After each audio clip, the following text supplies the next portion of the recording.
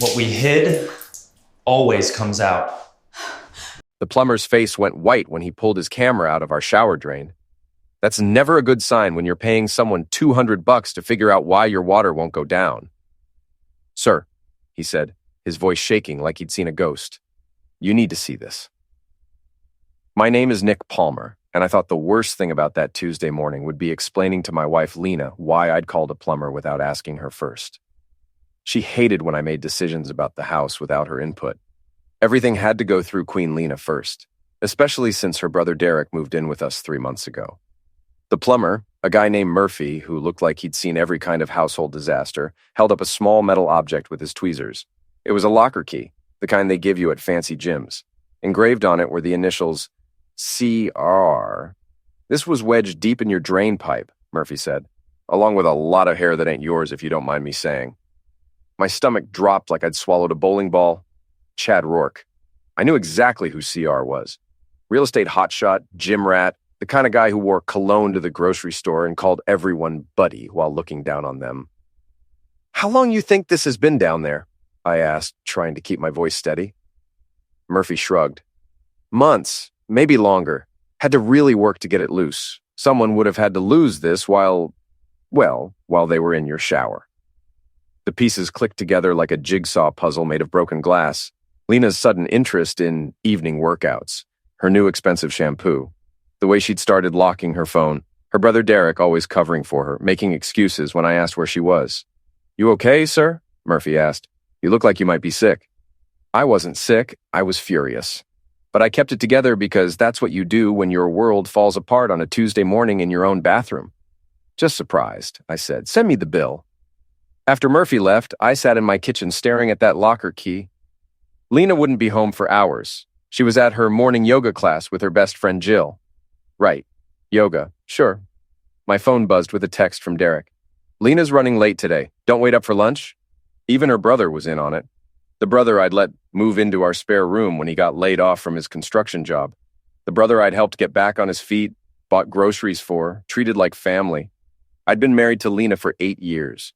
We'd built this life together in our suburban neighborhood, complete with the white picket fence and friendly neighbors. Mrs. Arnold next door always waved when she was tending her roses. The Johnsons across the street invited us to their barbecues. We looked like the perfect couple. What a joke. I called my brother Marty, the only person I could trust with this mess. "You sound terrible," he said when he picked up. "What's wrong?"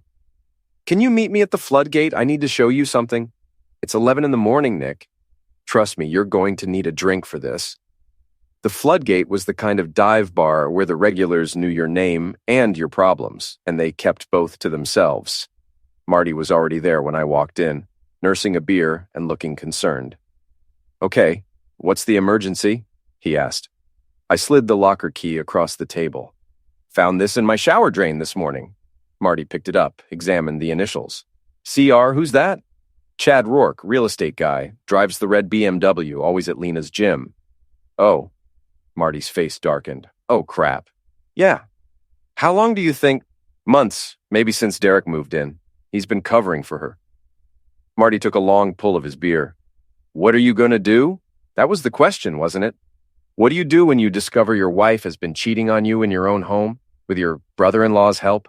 What do you do when you realize the last few months of your life have been a lie? "I don't know yet," I said. "But I'm not going to just roll over and take it." "You could confront her. She'll just deny it.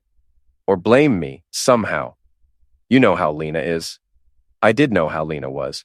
She was beautiful, charming, and had never been wrong about anything in her entire life. Just ask her. She could twist any situation to make herself the victim. If I confronted her without proof, she'd make me look like the paranoid, jealous husband. "So what then?"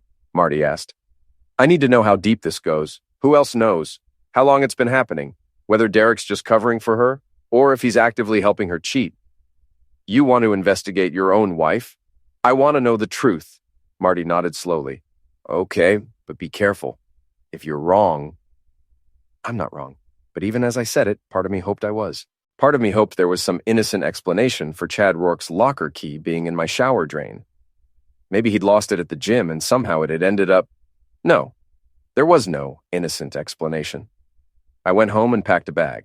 I couldn't stay in that house, not knowing what I knew. Not yet. I left Lena a note on the kitchen counter. Asked Chad for his key back. Then I drove to my parents' house across town, where I could think clearly and plan my next move. Mrs. Arnold was watering her roses when I pulled out of the driveway with my suitcase. She waved, then looked confused when she saw the luggage. I rolled down my window. "Everything all right, Nick?" she called. "Just fine, Mrs. Arnold. Tell Lena I'll call her later." "Oh, she's not home. Saw her leave early this morning with that handsome young man in the red car." My hands tightened on the steering wheel. "Thanks for letting me know." As I drove away, I caught Mrs. Arnold in my rearview mirror, shaking her head and muttering to herself. She'd always been the neighborhood gossip, but she was also sharp as a tack. If she'd seen Lena leaving with Chad, she'd probably seen it before. Time to find out exactly what my neighbors had witnessed. My parents' house felt like a time machine. Same furniture, same smell of my mom's cooking, same family photos on the mantle. But I wasn't the same person who'd grown up here. That guy had trusted people. That guy had believed his wife when she said she loved him. "You look exhausted," my dad said when I walked in with my suitcase. "Thanks, Dad. Really what I needed to hear." "What happened?" Mom asked, appearing from the kitchen with that worried expression she'd perfected during my teenage years. I told them everything. The drain, the key, the lies. They listened without interrupting, which I appreciated. When I finished, Dad just shook his head. "That boy Derek never sat right with me," he said. "Too smooth, too quick with excuses." "He's been living in your house for 3 months?" Mom asked. "And you think he's been helping Lena cheat?" "I don't think it, Mom. I know it," she sighed. "What are you going to do?" "Figure out how bad this is, then decide." That afternoon, I drove back to my neighborhood and parked down the street from Mrs. Arnold's house. She was still in her garden, deadheading her roses with the precision of a surgeon. "Mrs. Arnold," I called, walking over to her fence. "Can I ask you something?" She looked up, her eyes bright with curiosity. "Of course, dear. Is everything all right? I saw you leave with that suitcase. How often have you seen Lena with the man in the red car?" Mrs. Arnold glanced around like she was checking for spies, then leaned closer to the fence. "Oh, honey, you really want to know?" "I really want to know." 3 times a week at least, always when you're at work. He comes to the house, stays about an hour, then they leave together. Sometimes they come back together too, and he leaves after dark. My heart pounded, but I kept my voice calm. "How long has this been going on?" "Since right after Derek moved in. I thought it was strange at first, but then I figured maybe Derek had introduced them for some business thing. Real estate, you know. But then I saw them kissing in his car one day." "You saw them kissing?" "In your driveway, bold as brass. That's when I knew something wasn't right." I thanked Mrs. Arnold and walked back to my car on shaking legs 3 times a week, for months. In my house, in my driveway, probably in my bed. My phone rang. "Lena." "Nick? Where are you? Your note doesn't make any sense?" Her voice was perfectly calm, perfectly innocent. If I didn't know better, I'd think she was genuinely confused. "I'm staying at my parents' for a few days." "Why? What's wrong, and what did you mean about asking Chad for his key back?" "You tell me, Lena." Silence on the other end. Then, "I have no idea what you're talking about. Is this about the plumber? Derek said you had someone fix the shower." "Yeah, the plumber found something interesting in the drain." "Nick, you're scaring me. What's going on?" She was good, really good. If I hadn't seen the key myself, I might have believed her. "We'll talk later," I said, and hung up. 2 minutes later, Derek called. "Hey, Nick, Lena's really upset. She says you left some weird note and moved out." "That's right. Come on, man, what's this about? You guys have been solid for years." "Have we?" "Of course. Look, whatever's bothering you, we can work it out. Lena loves you." "Does she?" Derek's voice got tighter. "Yeah, she does. And frankly, I'm getting tired of you treating her like crap lately." "Treating her like crap? You're never home. You don't pay attention to her. You make decisions without consulting her, like calling that plumber today. She was embarrassed that some stranger was in your house without her knowing. Now I was getting angry. It's my house too, Derek." "Is it? Because from where I'm sitting, it looks like Lena does all the work while you just show up to eat and sleep." "From where you're sitting, in my spare room, eating my food, using my electricity. Hey, I pay my share." $200 a month isn't your share of anything. The line went quiet. Then Derek said, "Maybe I should find somewhere else to stay." "Maybe you should." He hung up. 5 minutes later, Lena called again. "What did you say to Derek? He's packing his bags." "Good." "Good? Nick, he's my brother. He's family." "So am I, or I thought I was." "What is that supposed to mean?" "It means I know about Chad, Lena." Another silence, longer this time. "I don't know what you think you know, but you're wrong." "Am I?" "Then explain his locker key in our shower drain." "That's impossible." "Is it? Because I'm holding it right now. CR Chad Rourke. Want to tell me how it got there?" There must be some mistake. The only mistake was me trusting you." This time, I hung up on her. Marty called an hour later. "How's it going?" "About as well as you'd expect. Lena's denying everything, Derek's playing the protective brother, and I'm sitting in my childhood bedroom trying not to put my fist through a wall. You need to be smart about this, Nick. If you want a divorce, you need evidence, real evidence. I have the key. That's not enough. Any lawyer worth their salt will say it could have gotten there a dozen different ways. You need more." "Like what?" "Photos, messages, witnesses who'll testify, financial records showing unexplained expenses." I thought about that. "I might know someone who can help with the photos." "Who?" "Mrs. Arnold. She's been watching them for months." "Your neighbor? Will she testify?" "If I ask her to, yeah, she doesn't like cheaters." "Good. What about messages?" "Lena guards her phone like Fort Knox. There are ways around that." "Legal ways?" Marty paused. "Mostly legal ways." "What does that mean?" "It means if you can get her phone for 5 minutes, I know a guy who can clone it. Everything she sends or receives, you'll get a copy." "That sounds illegal." "It's a gray area. Technically, if it's a shared phone plan and you're married, you have a right to access the records." "Is it a shared plan?" "Isn't it?" I thought about our phone bill. "Yeah, we were on a family plan. I paid for it every month." "Okay," I said. "Set it up." That evening, I drove past my house. Lena's car was in the driveway, but Derek's truck was gone. Good. Maybe he'd actually left. I parked across the street and watched. At 8:30, the red BMW pulled up. Chad got out, looked around nervously, then walked to my front door. Lena let him in immediately. I sat there for 2 hours, watching my wife entertain her lover in my living room. The lights were on, but the curtains were drawn. I could see shadows moving around, but no details. At 10:30, Chad left. He kissed Lena on my front porch, under the light I'd installed last summer to make her feel safer when she came home late from work. The irony wasn't lost on me. I drove back to my parents' house and tried to sleep. Tomorrow, I'd start gathering the evidence I needed to destroy both of them. Marty's guy turned out to be his ex-partner from his police days, a tech specialist named Rodriguez, who now ran a private investigation firm. We met at a coffee shop downtown, away from anyone who might know us. "Your brother explained the situation," Rodriguez said, sliding a small device across the table. "This will copy everything on her phone in about 3 minutes. Messages, photos, call logs, everything." "Is this legal?" "You're married. It's a shared phone plan, and you suspect adultery. In this state, that gives you certain rights. Just don't tell anyone where you got the device."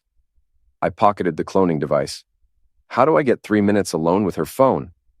"That's your problem to solve." That afternoon, I texted Lena. "Can we talk? I think I overreacted." She responded immediately. "Yes, please come home." I drove to the house I'd shared with her for 5 years, the house where we'd planned to raise kids and grow old together. Now it felt like enemy territory. Lena met me at the door. She'd dressed carefully, the blue sweater I'd always said looked good on her, jeans that fit just right, her hair done the way I liked it. She was trying to remind me why I'd fallen in love with her. "I'm so glad you came home," she said, reaching for a hug. I let her hug me, but I didn't hug back. "We need to talk." "Of course. Do you want some coffee? I made your favorite." "Sure."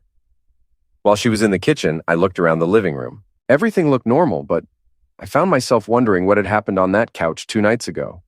What they'd done in my house while I was working late, trying to earn money to pay for the life she was destroying. "Here you go," she said, handing me a mug. Her phone was on the coffee table, screen down. "Thanks." I sat on the couch, as far from her phone as possible. "Lena, I need you to be honest with me." "I'm always honest with you." "Are you having an affair?" She looked me straight in the eye. "No. Have you ever been alone with Chad Rourke?" "I barely know Chad Rourke. His locker key was in our shower drain." I don't know how it got there, but it wasn't because of anything I did. She was lying to my face, and she was good at it. If I hadn't seen the evidence myself, if Mrs. Arnold hadn't witnessed them together, I might have believed her. Okay, I said, I believe you. Relief flooded her face. Really? Really? I'm sorry I doubted you. She moved closer to me on the couch. I understand why you were suspicious. Finding that key must have been shocking. But Nick, I would never cheat on you. Never. I know. I was being paranoid. You were being human. Any husband would have reacted the same way. She was warming up now, getting comfortable with the lie. Maybe we should go away for a weekend. Just the two of us. Reconnect. That sounds nice. Her phone buzzed. She glanced at it, and I saw her face change for just a second. Worry, maybe guilt. Aren't you going to check that? I asked. It's probably just Jill. She's been worried about us. You told Jill about our problems? I had to talk to someone. I was so upset when you left. The phone buzzed again. Maybe you should answer it, I said. If she's worried. It can wait. Buzz. Sounds urgent. Lena picked up the phone, glanced at the screen, then set it back down quickly. It's nothing important. But I'd seen her face. Those weren't messages from Jill. I should use the bathroom, I said, standing up. Of course. I walked toward the hallway, then stopped. Actually, can I get some water first? The coffee's a little strong. Sure, I'll get it. The moment she left for the kitchen, I grabbed her phone. It wasn't locked. She'd been too flustered to think about security. I plugged in Rodriguez's device and watched the progress bar crawl across the screen. 30 seconds, 60, 90. Here's your water, Lena called from the kitchen. Thanks, just give me a second, I called back, watching the progress bar hit 90%. Nick, what are you doing? 95%. Her footsteps were coming back toward the living room. 100%. I unplugged the device and set her phone back on the table just as she walked in. Everything okay? She asked. Perfect. I stayed for another hour, playing the role of the reconciling husband. We talked about our weekend plans, about repainting the kitchen, about anything except the fact that she was lying to me about everything that mattered. When I left, she kissed me goodbye. I'm so glad we worked this out. Me too. I drove straight to Rodriguez's office. How'd it go? He asked. I handed him the device. See for yourself. He plugged it into his computer and started scrolling through the data. After a few minutes, he looked up at me with something like pity in his eyes. You want the good news or the bad news? Just tell me. The bad news is it's worse than you thought. She's been cheating with Chad Rourke for 4 months. Explicit messages, photos, plans for a weekend trip next month. My stomach clenched. What's the good news? You've got enough evidence to take her for everything she's worth in the divorce. He printed out screenshots of the messages, page after page of my wife telling another man how much she loved him, how she couldn't wait to leave me, how she was just waiting for the right time. The photos were worse. I didn't look at them for long. There's more, Rodriguez said. She's been moving money, small amounts, but consistently. Looks like she's building a nest egg. How much?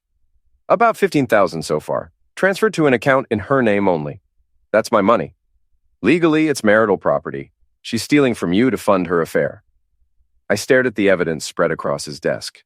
4 months of betrayal, documented in detail. Not just the affair, but the planning, the lies, the theft. What about Derek? I asked. Rodriguez pulled up more messages. He's been helping, covering for her, lying to you, even helping them plan their meetings. Look at this. He showed me a text exchange between Lena and Derek from the previous week. Derek, Nick's working late again. Coast is clear.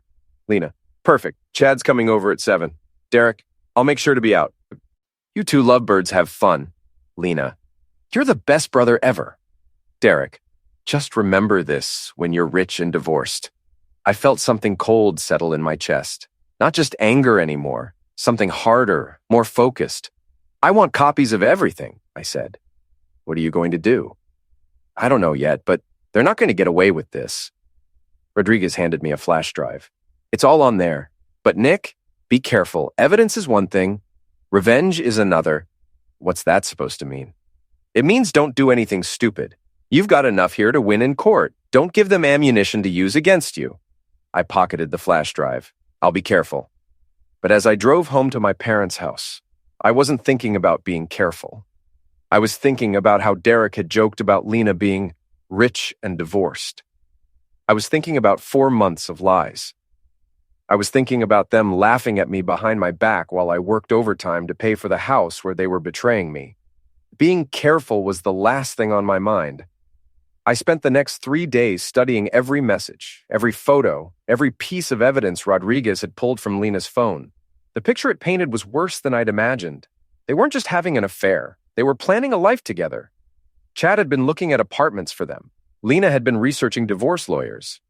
They'd even discussed how to maximize her settlement by making me look like the bad guy. Derek wasn't just covering for them. He was actively participating in the deception. The messages showed him coordinating their meetings, helping them avoid getting caught, even suggesting ways to hide money from me.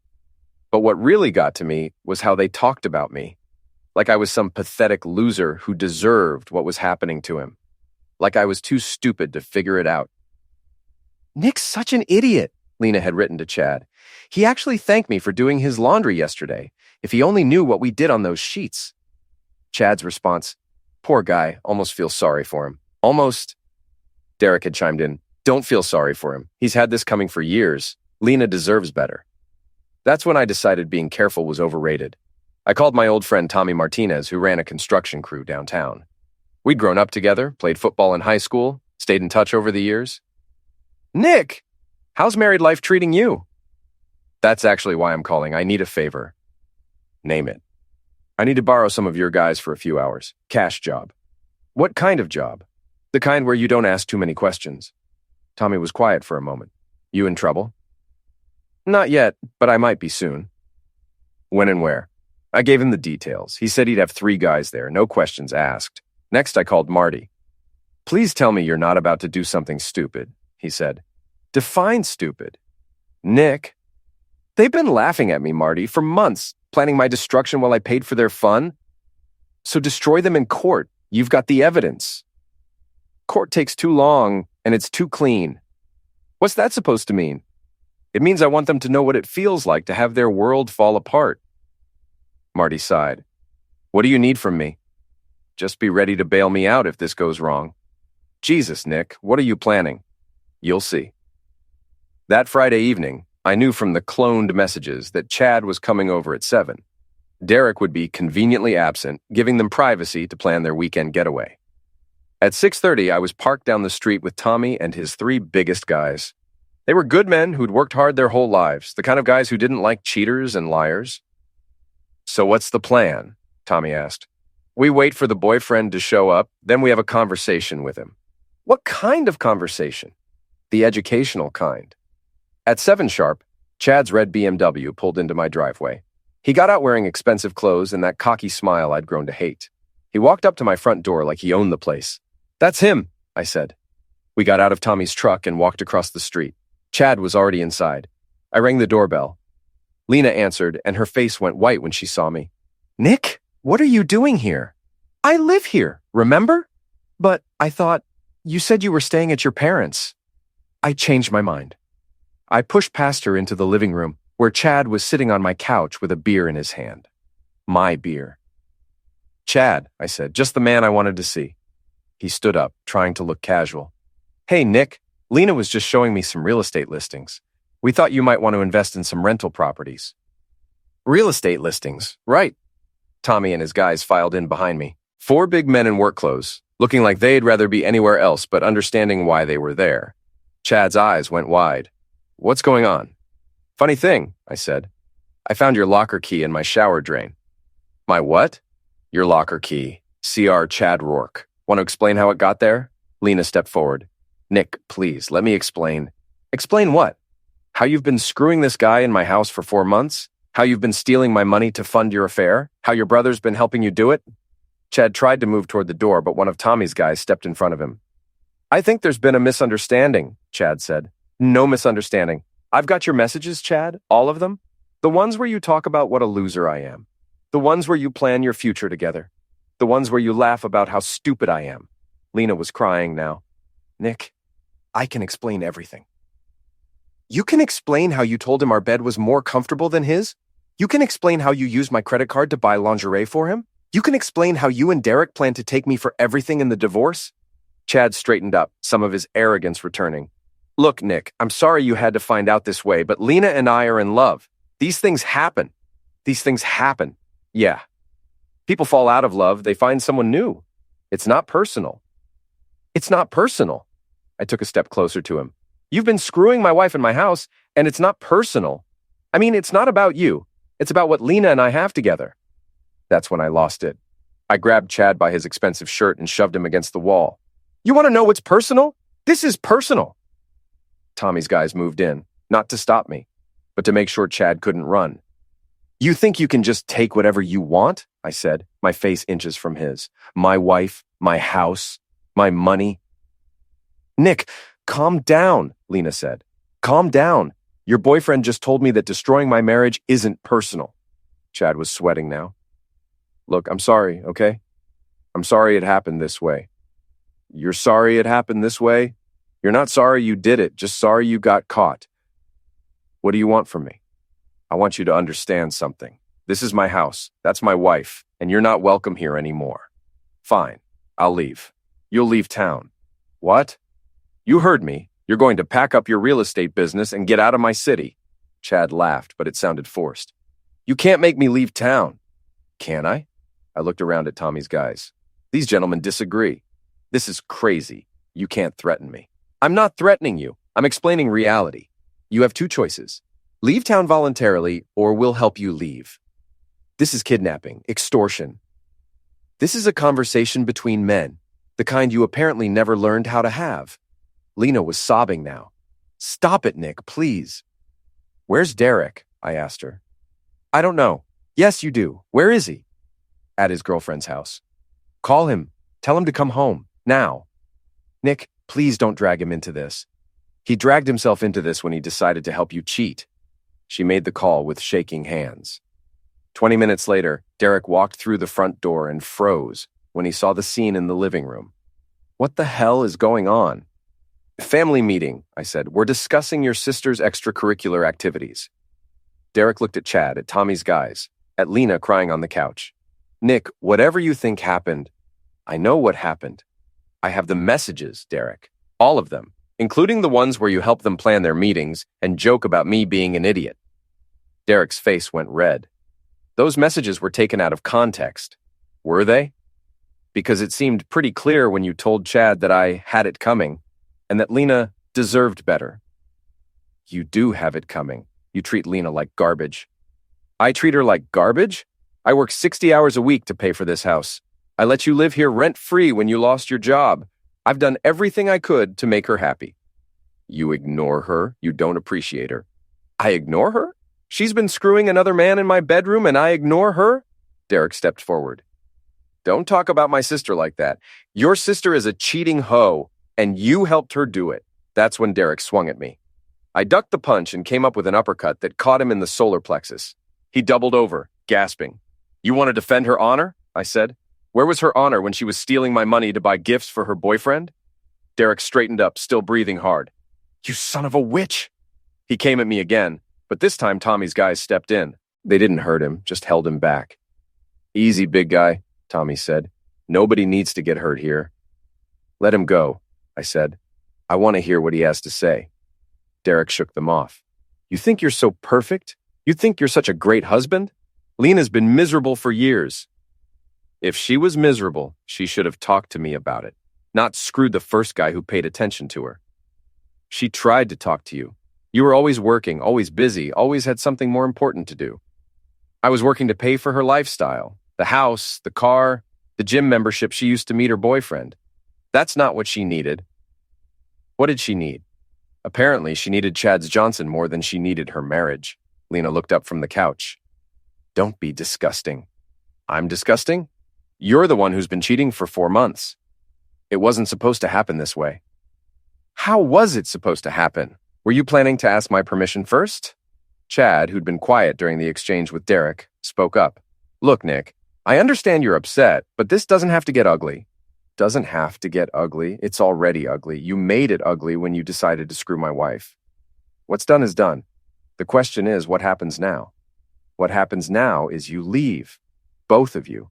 Tonight. This is my house too, Lena said. Not anymore.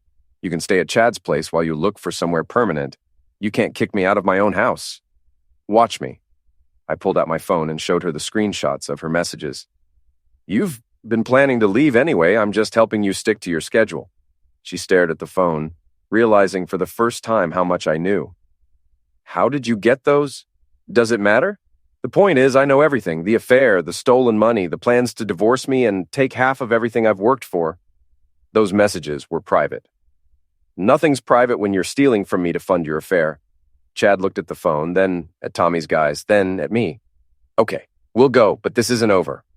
Yes, it is. You're leaving town, remember? I'm not leaving town. Then we have a problem. Tommy stepped forward. No problem here, just a misunderstanding. Right, Chad? Chad looked at the 4 construction workers, all of whom were bigger than him, and reconsidered his position. Fine. I'll think about relocating my business. You'll do more than think about it. This is extortion.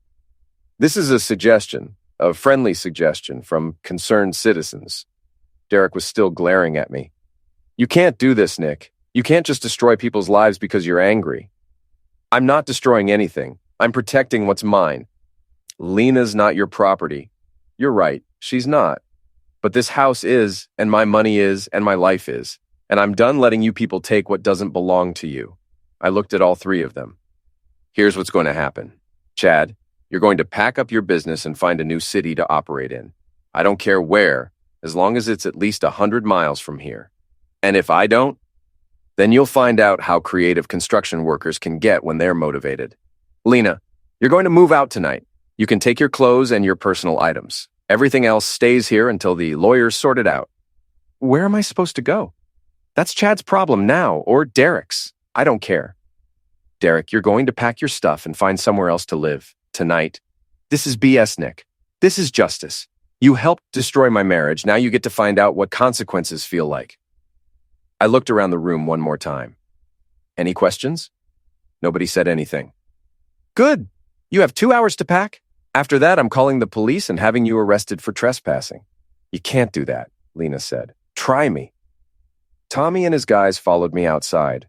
That was intense, Tommy said. Thanks for the backup. No problem. But Nick, you sure about this? You're burning a lot of bridges. They burned them first. I'm just lighting the match. 2 hours later, I watched Chad's BMW pull out of my driveway with Lena in the passenger seat. Derek followed in his truck, his possessions hastily thrown in the back. I stood in my doorway, watching them drive away from the life they'd tried to steal from me. It felt good, but I wasn't done yet. The next morning, I woke up in my own bed for the first time in a week. The house felt different, cleaner somehow, like an infection had been removed.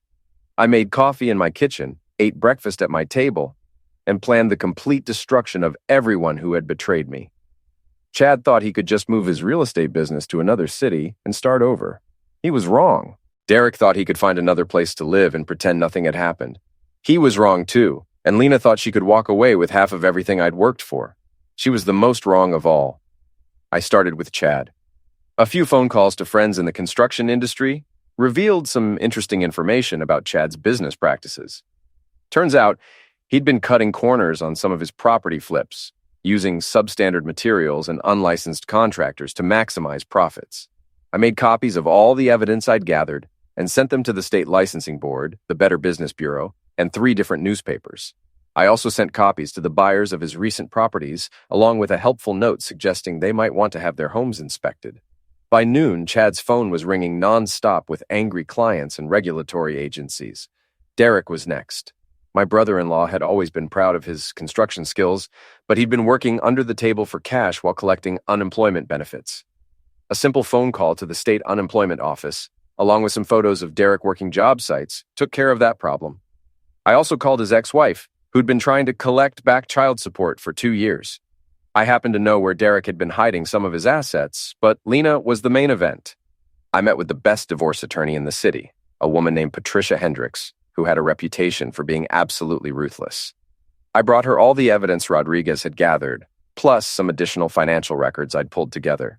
This is quite comprehensive, she said, reviewing the files. Your wife has been very sloppy about covering her tracks. What are my chances of getting everything?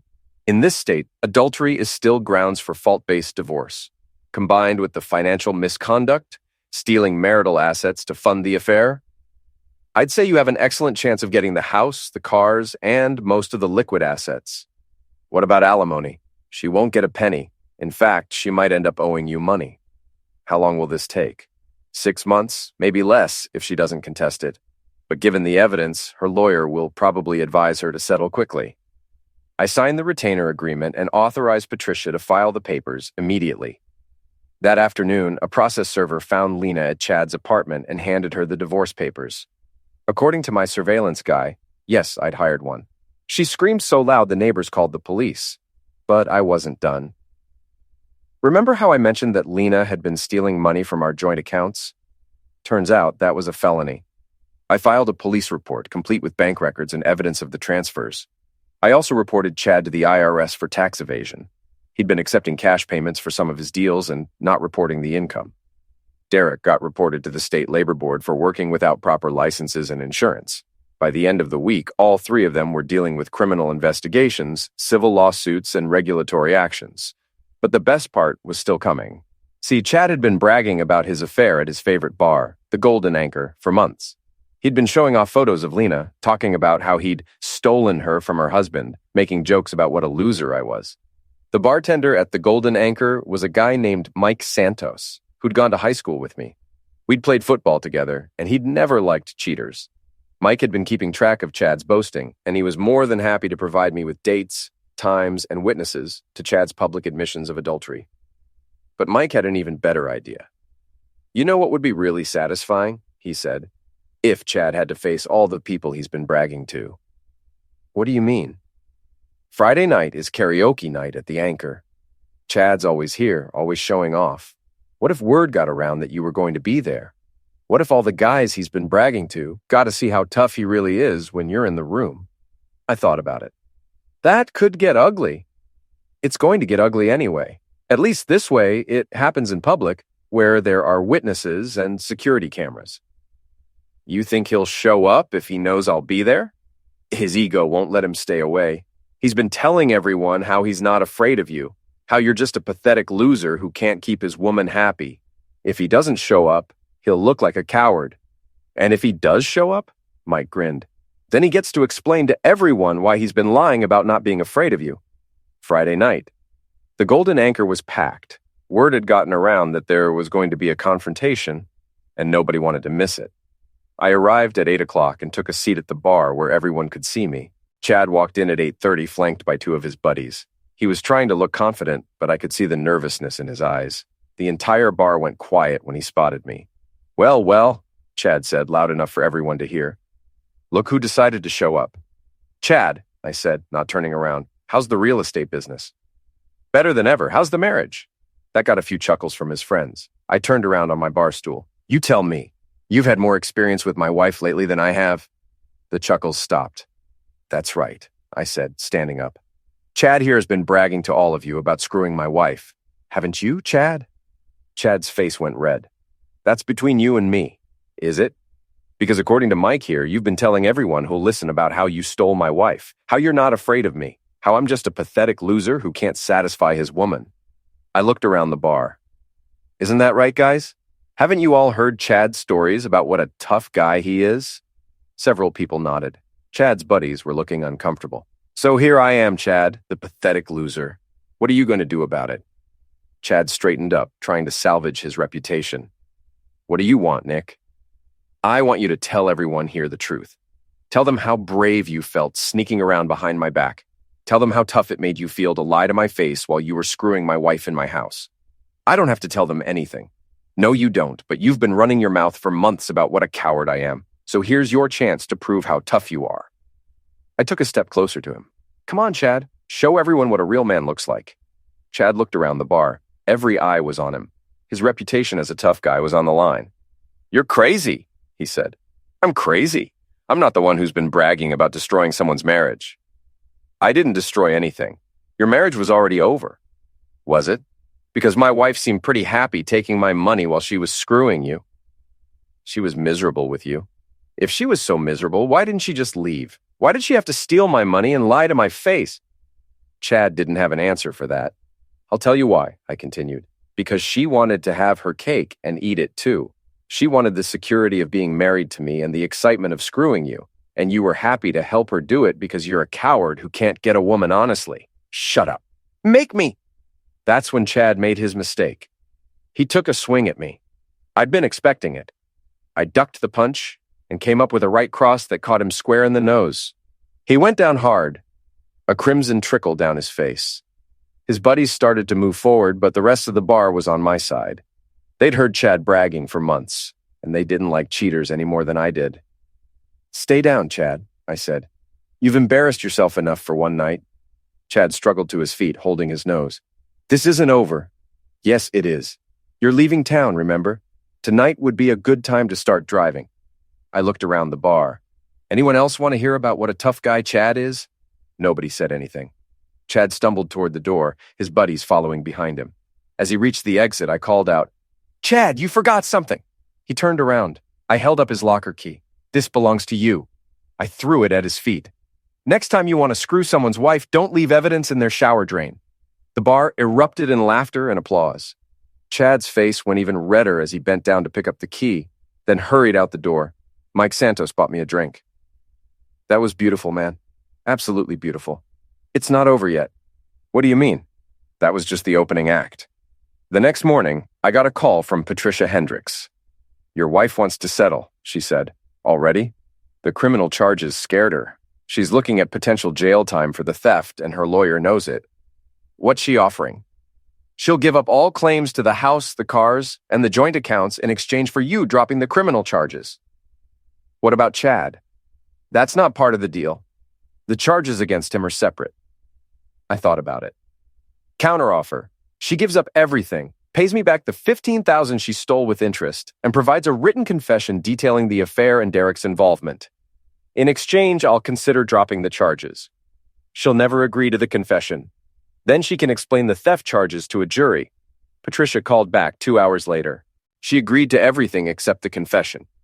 No confession, no deal. Nick, she's never going to admit in writing that she cheated. It would destroy her reputation. Her reputation is already destroyed. Everyone in town knows what she did. A written confession could be used against her in other contexts. Her lawyer will never allow it.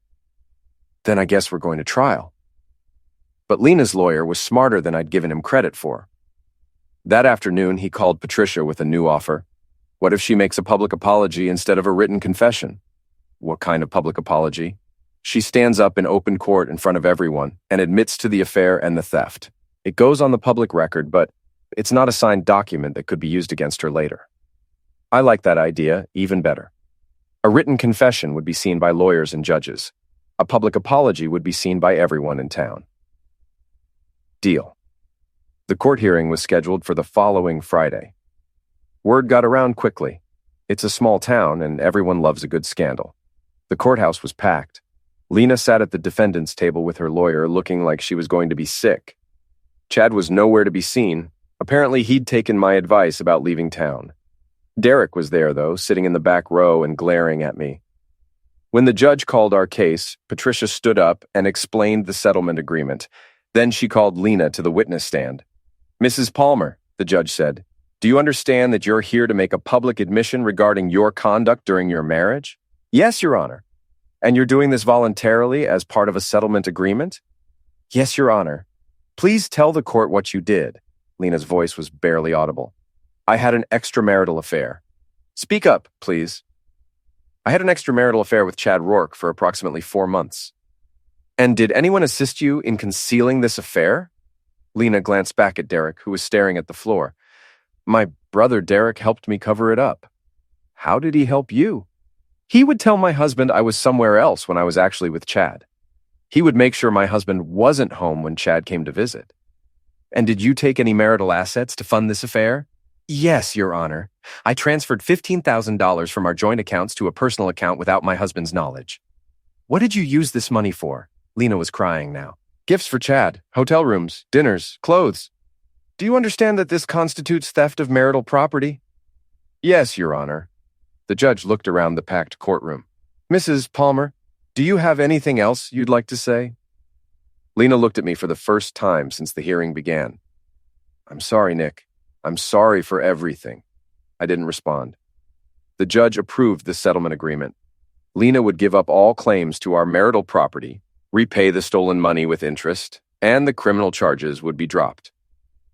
As we left the courthouse, Derek caught up with me in the parking lot. "Are you happy now?" he asked, getting there. "You destroyed her life. She destroyed her own life. I just made sure everyone knew about it. She made a mistake." "A mistake? She cheated on me for 4 months, stole my money, and planned to take me for everything in the divorce. That's not a mistake, Derek. That's a choice. What about forgiveness? What about loyalty? What about honesty? What about not screwing your sister's husband over?" Derek didn't have an answer for that. "You know what the funny thing is?" I said. "I might have forgiven her if she'd just been honest about it. If she'd come to me and said she was unhappy, that she'd met someone else, that she wanted a divorce. But she didn't do that. She chose to lie and cheat and steal instead." "So you chose to destroy her?" "I chose to protect myself. There's a difference."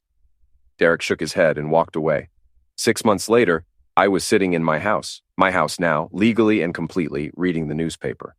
There was a small article on page 3 about a real estate agent in another state who'd been arrested for fraud. Chad Rourke had apparently continued his pattern of cutting corners and had finally gotten caught by someone who wasn't as forgiving as I was. Lena had moved back in with her parents and was working at a department store, trying to rebuild her life. According to the Neighborhood Gossip Network, Mrs. Arnold was better than CNN. She was having a hard time finding anyone willing to date a woman who'd publicly admitted to adultery and theft. Derek had found a job in another city and rarely came back to visit his sister. Apparently, being publicly identified as someone who helps married women cheat wasn't good for his social life either. As for me, I was doing just fine. I'd learned some valuable lessons about trust, about loyalty, about the importance of protecting what's yours. I'd also learned that sometimes the best revenge isn't getting mad, it's getting even. My phone rang. It was Marty. "How are you doing, little brother?" "Better than I've been in a long time." "No regrets?" I thought about that question. Did I regret destroying 3 lives? Did I regret the public humiliation, the financial ruin, the criminal charges? None whatsoever. Good. They had it coming. Yes, they did. I hung up the phone and looked around my house. My house, where I lived alone now, where I didn't have to worry about being lied to or cheated on or stolen from. It was quiet, peaceful, perfect. Some people might say I went too far. Some people might say I should have just divorced Lena quietly and moved on with my life. Those people have never found their spouse's lover's locker key in their shower drain. They've never discovered that the person they trusted most in the world had been betraying them for months. They've never had their brother-in-law help their wife cheat on them in their own home. I did what I had to do to protect myself and my assets. I made sure that the people who betrayed me faced consequences for their actions. And I made sure that everyone in town knew exactly what kind of people they really were. Was it revenge? Absolutely. Was it justified? You bet. Was it satisfying? More than I can possibly describe. The water in my shower drains perfectly now. No obstructions, no backups, no problems, just like my life.